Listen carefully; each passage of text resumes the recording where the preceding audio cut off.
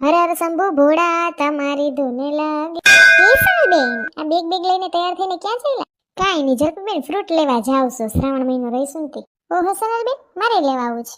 હા તો કાંઈ ઘા કરો હો.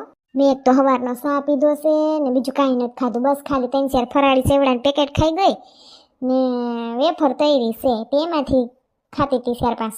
ઓહો સોનલબેન હાલો આવું છું જલ્દી હો. એ હા હું રાહ જોઉં છું, ઝટ કરજો.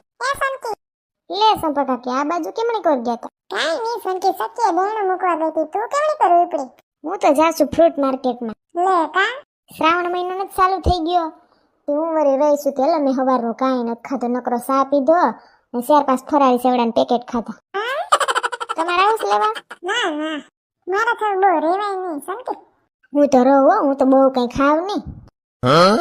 ખાવ કો હારું હાલ. હા મારે જરીક નાશપતિ લેવાનું છે ને કેળા લેવાના છે. આ તો હું રિયા હોય ને તો કટક બટક કરવા થાય.